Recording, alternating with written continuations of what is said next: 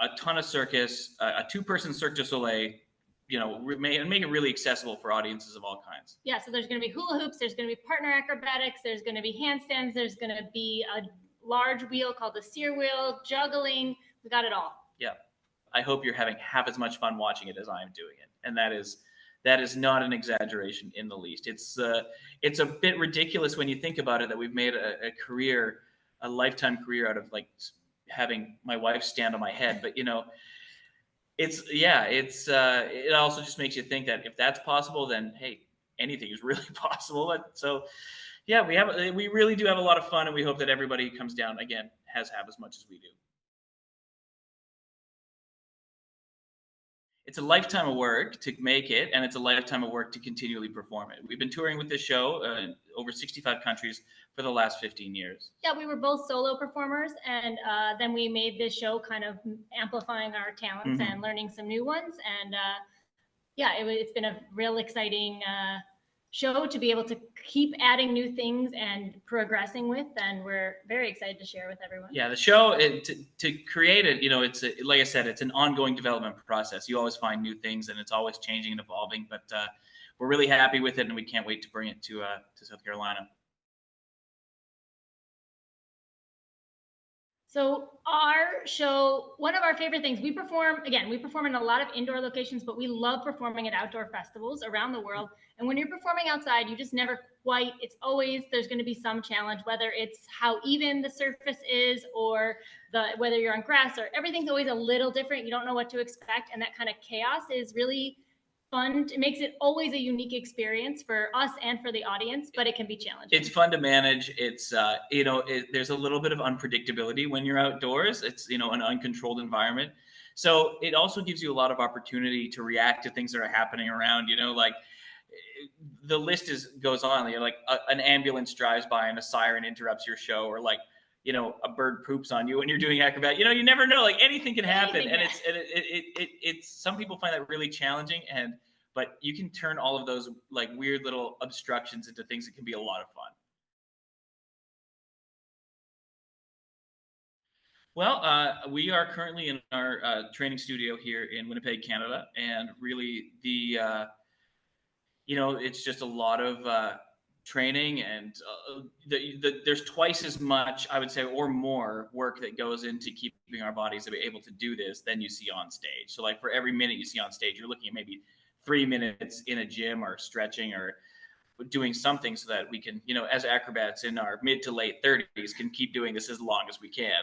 Yeah. So we're always practicing. We always try to make time for, a good physical warm up and cool down after, and training in between different gigs and festivals. And this will be our summer season is one of our most busy seasons. So it'll be kind of going festival to festival. So we won't be training as much, but we'll be warming up every single day, getting our bodies ready to go. We don't have a narrative, like a traditional theatrical show that you might see inside a theater, but we are two people who really love what we do, and we think we do some pretty awesome stuff. And I think there's an inherent joy in being able to share something like that with people who may not be able to see it. We really believe in making what we do accessible to a lot of people. So, there's no, we generally tend to perform in places where there's no, $70 ticket price. There's no, it's really built. There's no barrier to admission at all. Yeah, it's really built for everybody. And really, Kim made a great point earlier. We like to think of it as a gateway that can get people who may not be super sold on the idea of seeing a play or live entertainment to take that next step and see, I saw this great show in a park. Let's check out what's happening. Maybe, maybe they discover some more, they walk further down that path.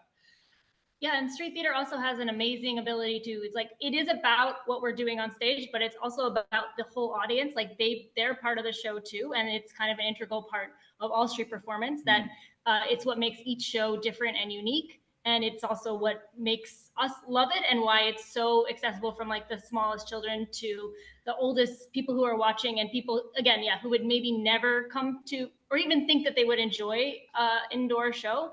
And we love being that kind of a show. Yeah, I think not to go on too much about it, but I also really enjoy that especially with street performance, it can take very utilitarian or underused spaces, especially in the, like the urban places where, like the urban landscapes in which we find ourselves living mostly, and really turn those into some really magical spots.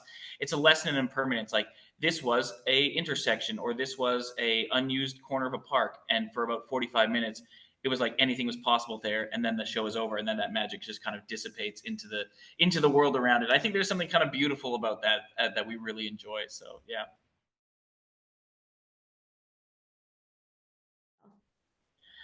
New places are always super exciting, because we always find that when something is new to a community, like especially like Greenville, like a smaller city, the local engagement and excitement is generally quite high. We performed in a lot of large cities too, but there's always so much going on in places like Toronto or LA or Chicago or what have you. You have such a hard time kind of breaking into getting the word out to everyone in town that there's something cool going on. Yeah. And in middle to smaller cities, that is not as much of a barrier, and we're just awesome to get everyone out, and maybe not as many things pass through town.